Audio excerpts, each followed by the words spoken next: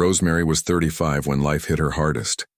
After 7 long years of marriage and countless failed attempts to have a child, her husband left without a word, just a small note on the kitchen table.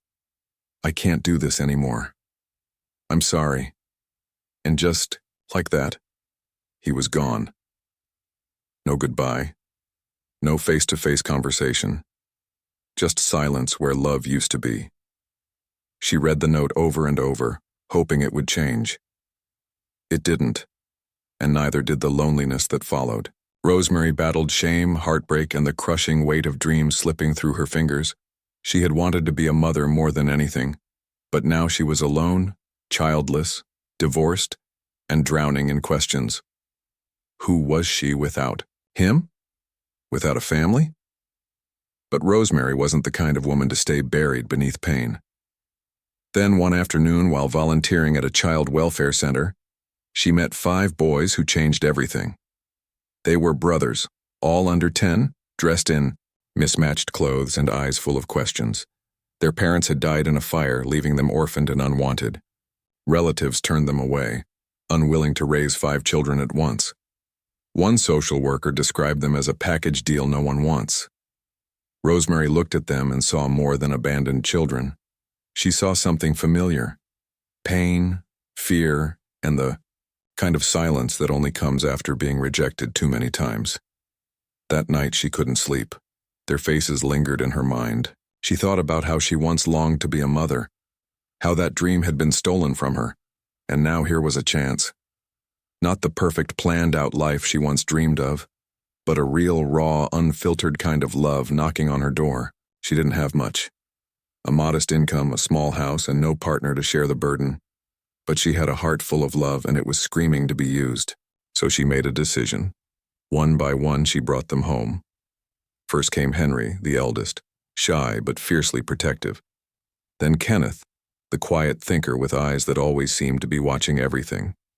The twins, Joshua and Joseph, arrived next. Inseparable troublemakers with smiles that could light up the darkest room. And finally, baby Divine, the youngest, barely 5, with cheeks so soft you couldn't help but pinch them. The early days were chaos. School fees piled high. Food was sometimes scarce, and sleepless nights became the norm. There were tantrums, broken furniture, scraped knees, and countless trips to the clinic. Teenage years hit like storms. Attitudes flared, voices rose, and doors slammed louder than thunder. But amid the messiness, something beautiful grew. There were moments when they danced in the rain, barefoot and laughing like wild things. They sang together on Sundays, gospel music filling their tiny living room as they ate jollof rice and told stories over steaming plates. Rosemary taught them how to tie ties, how to apologize, how to cook, and most importantly, how to love. She wasn't perfect. There were days she cried quietly in the bathroom, overwhelmed and unsure. But she never gave up. Every hug, every scolding, every bedtime story was given with the kind of devotion that only a true mother could offer. And slowly the boys began to thrive. Henry got into university on scholarship. Kenneth started his own tech blog that gained attention online. The twins opened a small fashion line that quickly took off. Divine the baby showed a gift for music that stunned everyone. As the years passed, they moved out. Some even left the country for work and studies. But no matter where life took them, they always came back home to her. Rosemary's little house remained their anchor, filled with memories and laughter. She never asked for anything in return. To her, seeing them happy was reward enough. Time moved like a river, quiet at first, then rushing before you could blink. Rosemary's hair turned gray. Her hands bore the marks of years spent cooking, cleaning, and caring. But her spirit remained strong. She watched proudly as her boys grew into men who stood tall, not just in height, but in character. Henry became a respected engineer, known for his calm mind and steady leadership. Kenneth built a name for himself in tech, creating apps that helped communities connect and thrive. The twins, Joshua and Joseph, expanded their fashion line across borders, dressing celebrities and dignitaries alike. Divine, the baby with the golden voice, became a rising star in music, touching hearts with lyrics that spoke of struggle, hope, and love. They traveled the world. Yet every holiday, every birthday, every family gathering brought them back to the one person who made it all possible. Rosemary. She never asked for anything. Not a gift. Not even a thank you. But deep down, she dreamed of something, more than the small house she had lived in for over 30 years. It was worn now. The roof leaked when it rained, the floor creaked underfoot, and the paint had long faded. Still, she never complained. On the morning of her 60th birthday, she woke, up to the smell of fresh bread and coffee. Her boys had come home, all 5 of them. They filled the house with laughter and chatter, teasing each other like they were still children. She smiled, watching them from her seat on the old wooden bench outside. Life had been hard, but this moment was everything she ever wanted. Then Henry stepped forward, holding something wrapped in white cloth. "Mama," he said softly, "we have something for you." The others gathered around her, eyes full of anticipation. She looked at them, confused but curious. Gifts were rare. She always told them not to waste money on her. But this wasn't a small gift. Henry unwrapped the cloth, revealing a large silver key attached to a ribbon. Rosemary blinked. "What is this?" she asked, her voice barely above a whisper. Kenneth smiled. "It's yours now." Joshua and Joseph stepped aside, revealing a van parked just outside the gate. Inside were pictures, beautiful, glossy images of a brand new house. Spacious, modern, with white walls, wide windows, and a garden bursting with flowers. "We built it together," Divine said, kneeling beside her. "For you, for us, for our family." Tears welled up in her eyes. She couldn't speak. Her heart pounded in her chest like it was trying to escape. All those years of sacrifice, of giving without expecting anything in return, it had led to this moment. I don't know what to say," she finally managed, her voice trembling. "You don't have to say anything," Henry said gently. "We just want you to know. We remember everything. Every night you stayed up worrying about school fees.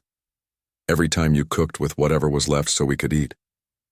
Every hug, every scolding, every prayer. You gave us everything when no one else would." They helped her stand, guiding her toward the van. As they drove away from the house she had called home for so many years, she looked back one last time, not with sadness, but with gratitude. That house held memories, laughter, tears, growth, pain, and love. So much love. The new house was everything Rosemary never knew she deserved. Her boys had built the house with more than bricks and wood. They built it with gratitude, memory, and purpose. She moved in slowly, touching the walls like they might vanish beneath her fingers. There was a large kitchen where she could cook for all of them again, a wide living room where they could gather like old times, in a garden filled with roses, her favorite. But the surprises didn't stop there. Weeks after moving in, Henry sat beside her on the porch one evening as the sky turned orange. "Mama," he began, "we want to do something special." She looked at him curious. "We want to give you something else. Something that belongs to you." Kenneth walked out with a thick folder, handing it to her carefully. "What is this?" she asked. "A gift," Joseph said. "A promise?" Joshua added. Divine smiled. "From us to you." She opened the folder and froze. Inside were documents. Official, signed, sealed, a trust fund set up in her name, funded by all 5 of them. Enough to ensure she never had to worry about anything again. Medical care, travel, even a small business if she ever wanted to start one. "You did this for me," she whispered. They all nodded. "We owe you everything," Henry said. "You gave us life when we had none. Now it's our turn to make sure you live well." Tears spilled down her cheeks, not tears of sadness or even joy, but of deep, unshakable fulfillment. This was not how her life was supposed to go. Once she had dreamed of a husband, children of her own, a family built from blood. Instead, life had handed her pain, rejection, and silence. But then came 5 little boys who needed her more than anyone ever had. And through them, she found herself. Months after her 60th birthday, something else happened. Unexpected, almost surreal. One by one, each of the boys decided to get married, but not in isolation. Instead, they made a decision that stunned everyone. They planned a grand wedding. 5 grooms, 5 brides, one epic day. A celebration not just of love, but of the woman who had taught them what love really meant. The wedding became the talk of the region. 5 sleek suits, 5 glowing brides, music that echoed through the clouds, and a front row seat reserved for one person only, Rosemary. Dressed in royal blue, she sat with tears in her eyes and pride in her chest. The master of ceremony didn't even begin with the couples. He began with her. Before we celebrate these 5 men, let's honor the queen who raised them alone, strong and full of grace. The crowd stood. Applause thundered. And for the first time, Rosemary heard strangers call her a queen. After the wedding, photos of the event spread like wildfire. People wrote articles about her. Organizations reached out.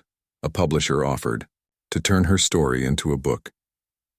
She smiled at all of it, not for fame, but because her quiet sacrifices had finally found a voice. Now every Sunday, she hosts lunch for her sons and their families. The once quiet house is now filled again with children's laughter, spilled juice, and toy cars under the table. Her grandchildren call her Mama Rose. Neighbors call her the Mother of Kings. And Rosemary, she calls herself grateful. She didn't get the life she prayed for. She got something greater. She didn't just adopt 5 boys, she raised 5 kings. Rosemary's journey shows that every life carries purpose, even when it feels empty or broken. She wasn't chosen by fate, yet her decision to love when no one else would changed everything. With no husband, no wealth, and no clear path, she stepped into uncertainty with nothing but compassion. And that was enough. Her story reminds us that worth isn't